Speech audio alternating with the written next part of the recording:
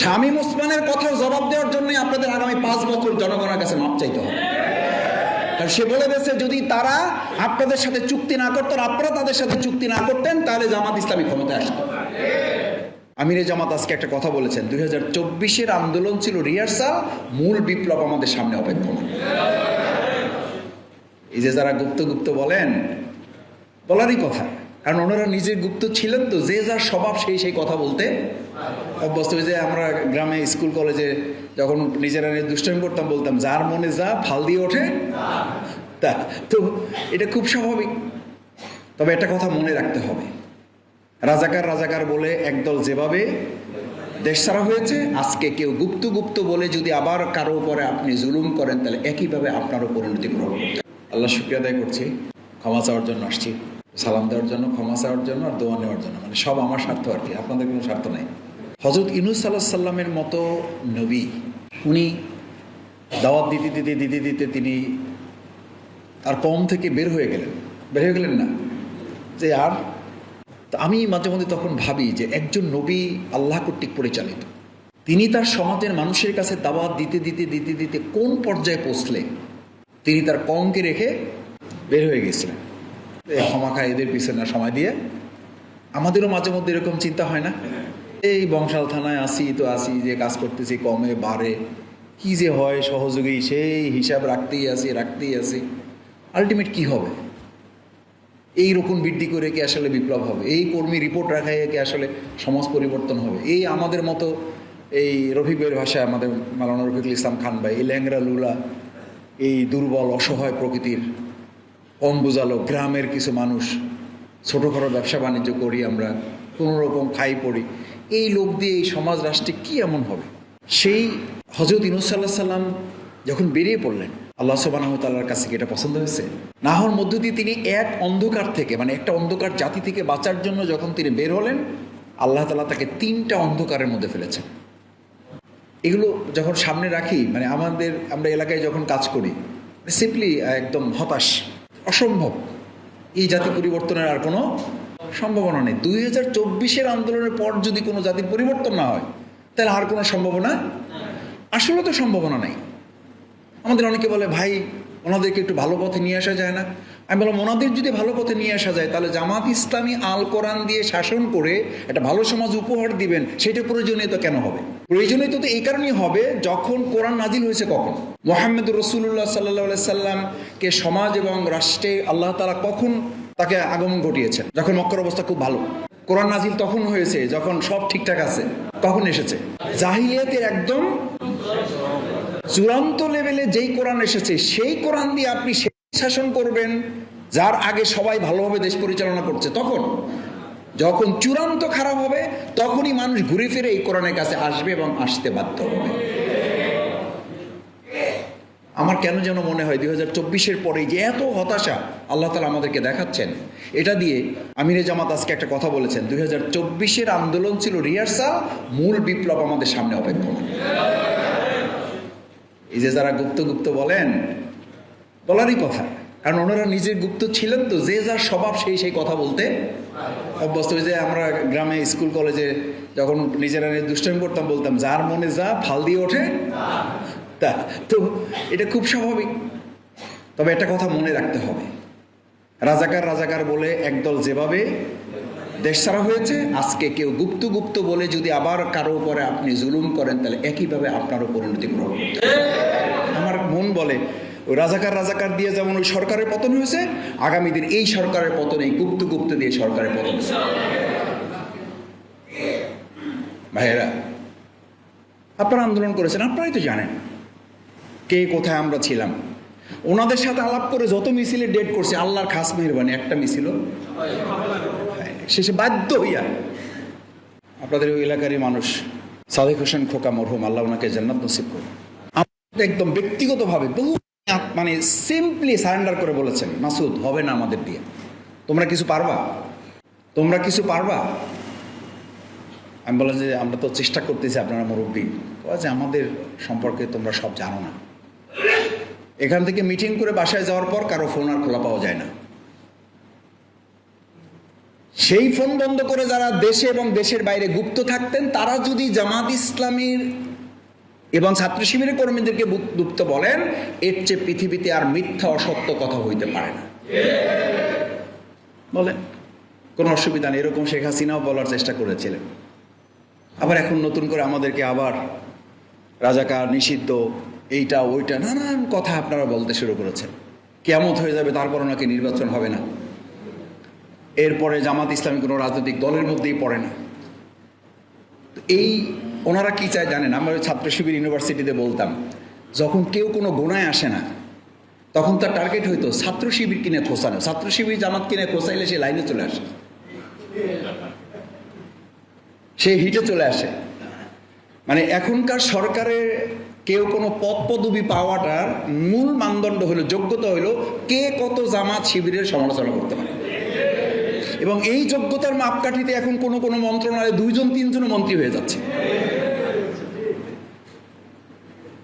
মানে আলোচনা তো জমাই ফেলছে যে কারে কোন জায়গায় দিয়ে যে মানে হজম করবে, হজম করার জায়গা পাইতেছে না। যেখানে গোটা পৃথিবীতে মন্ত্রণালয় 2-3টা পরিচালনা করার জন্য, 4টা পরিচালনা করার জন্য উন্নত বিশ্বে সিস্টেম করা আছে, সেখানে আমাদের মতো একটা উন্নয়নশীল রাষ্ট্রে একটা মন্ত্রণালয় এখন 3জন আছে। একটা সময় আপনাদেরকে এই জনগণের টাকার হিসাব দিতে হবে। যোগ্যতার মাপকাঠি কি? কে কত জামাত ইসলামী ছাত্র শিবিরের গালাগালি করতে পারে, তো করেন, আপনারা করেন, আমাদের জবাব দেওয়া লাগে না। শামীম ওসমান জবাব দিয়ে দিচ্ছে। শামীম ওসমানের কথার জবাব দেওয়ার জন্যই আপনাদের আগামী 5 বছর জনগণের কাছে মাপ চাইতে হবে। কারণ সে বলে দিয়েছে, যদি তারা আপনাদের সাথে চুক্তি না করতেন, আপনারা তাদের সাথে চুক্তি না করতেন, তাহলে জামাত ইসলামী ক্ষমতায় আসতো। 90 থেকে 100টা সিট জামাত ইসলামী পেত, যেগুলো শুধু তারা ভোট দিয়ে ঠেকাইছে। এত রাজসাক্ষী আস্তে আস্তে সব বাইরে দিচ্ছে। আর আগের রাজসাক্ষী তো একজন পাওয়াই গেছে যে আমরা 2/3 দেওয়ার সিদ্ধান্ত নিয়েছি জামাতকে ঠেকানোর জন্য। লীলারা চৌধুরী, শ্রদ্ধাভাজন শিক্ষাবিদ, আলোচক, উনি তো কই, ওনার কথা তো আপনারা জবাব দেন নাই। তার মানে কথা সত্য। উনি তো বলেছেন যে আমি রেজওয়ানাকে বলেছি যে তুমি 2/3 দিতে গেলা কেন, একটু কমাই দিতা, তাহলে ব্যালেন্স হইতো। তুমি ওদের 2/3 দিয়ে তো এখন ওরা মেজরিটি পাইয়া ওরা আর তো কোনো মানে তোয়াক্কাই।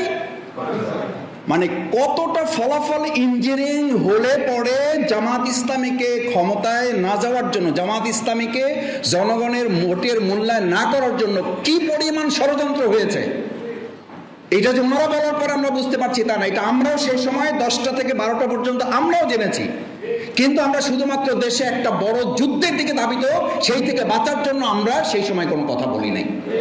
কারণ আমরা এটা জানি এই কথা আস্তে আস্তে প্রকাশিত। আরেকটা কথা বলি, আপনারা মাঝে মধ্যে বলেন বা মনে করেন যে ভাই আমাদের এত নির্যাতন করে, আমাদের ভাইদের মারে, আমাদের এইটা করে ওইটা করে। আপনি খেয়াল করবেন, আল্লাহ সুবহানাহু ওয়া তাআলার একটা নিয়ম আছে, যখন কোনো দুর্বল মানুষেরা, মুসলিম মানুষেরা তার উপরে জুলুমের জবাব দিতে না পারে, আল্লাহ সুবহানাহু ওয়া তাআলা নিজে সেই জুলুমের দায়িত্ব, মানে জুলুমের জবাব দেওয়ার দায়িত্ব গ্রহণ করেন। দেখবেন আওয়ামী লীগের সময়, ছাত্রলীগের সময়, ছাত্রলীগ আওয়ামী লীগ যখন আমাদের কোনো ভাইদেরকে হত্যা করত, ঠিক তার 2 দিন 1 দিনের মাথায় ওরা নিজেরা নিজেদেরকে, আমাদের 2জন মারলে ওদের 3জন মরত।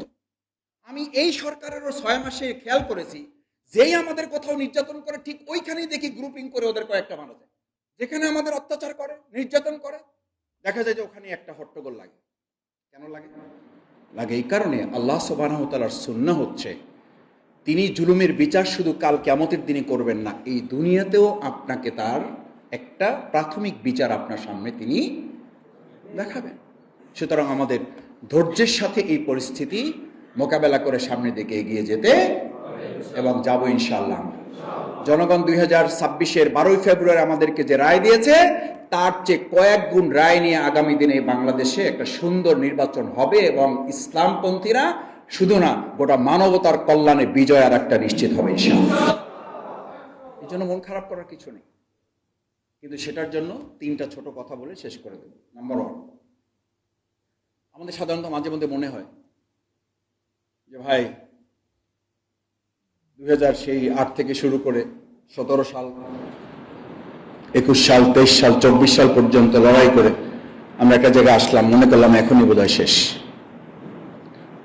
আমাদের আর লড়াই করতে হবে না।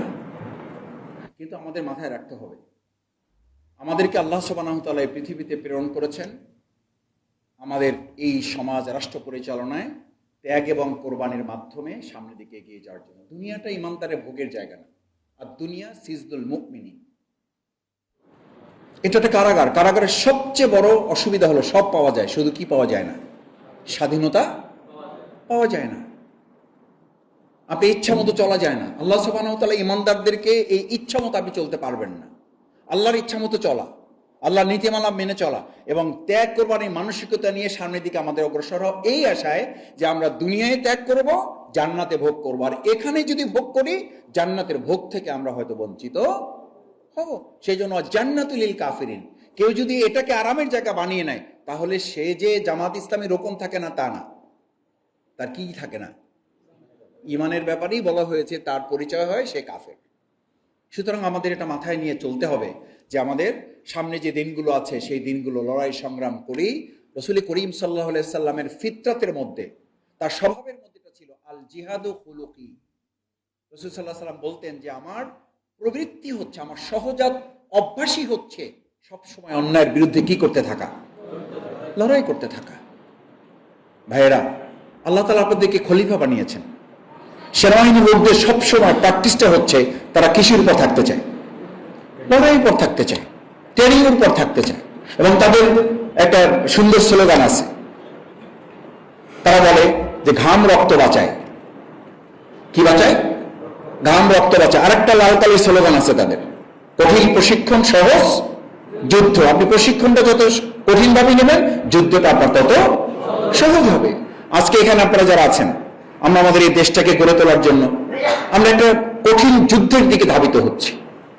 সেই কঠিন যুদ্ধ বাস্তবায়নের জন্য আমাদের ট্রেনিংটা কি? এই যে ডেডিকেশন, ত্যাগ, স্যাক্রিফাইস, কোরবানি, এটার ট্রেনিং আমাদের গ্রহণ করা। আপনি আর্থিকভাবে কি করেছেন, কি করেন নাই, সেটা হিসাব করলে হবে না।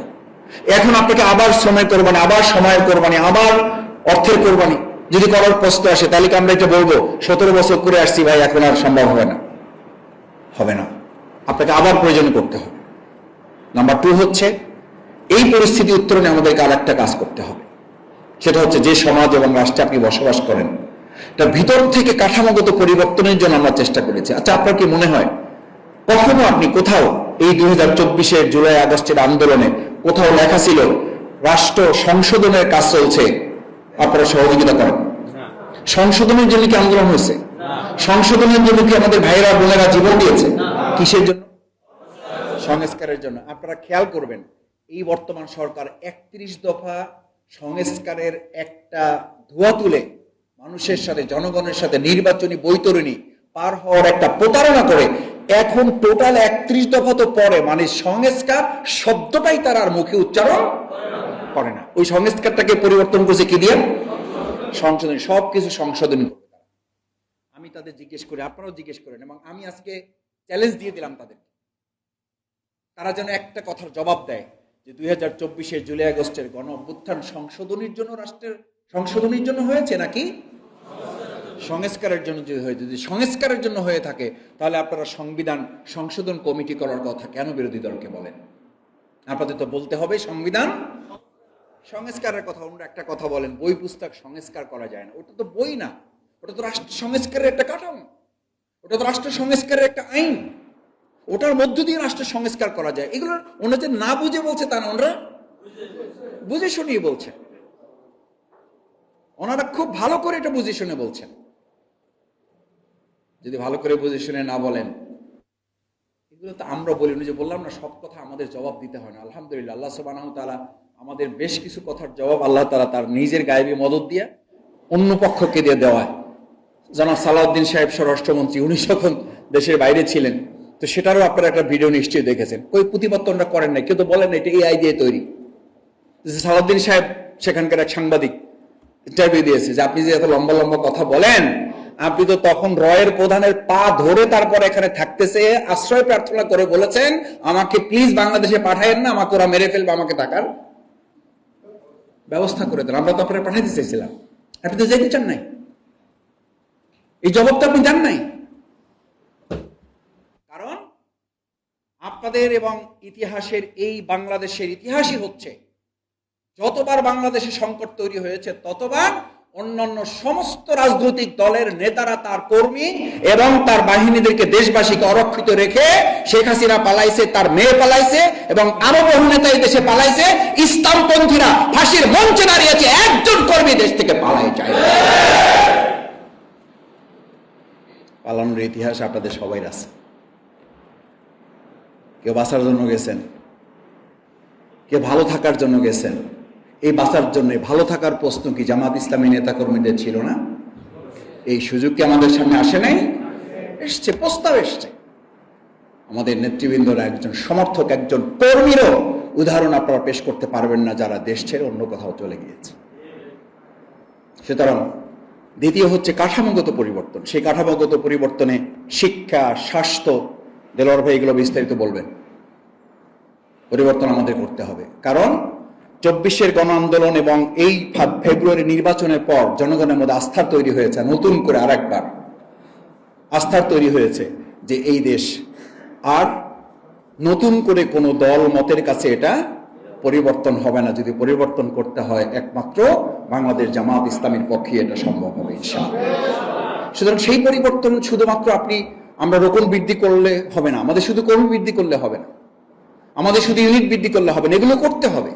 আলহামদুলিল্লাহ আমাদেরকে তো তারা ভয় পায় সংখ্যাধিক্যের ভিত্তি দ্বারা, আমাদেরকে তারা ভয় পায় সাংগঠনিক শৃঙ্খলা এবং মজবুতির প্রশ্নে। সেই মজবুতি আমাদের দরকার, সেই মজবুতি আমাদের লাগবে, কিন্তু একই সাথে সমাজ এবং রাষ্ট্রের কাঠামোগত পরিবর্তনে এক ইসলামী ব্যাংক। আমি মাঝে মধ্যে বলি, টমাস আলভা এডিসনের এই লাইট তত্ত্ব আপনারা সবাই জানেন। 10,000 বার চেষ্টা করে লাইট তৈরি করছে।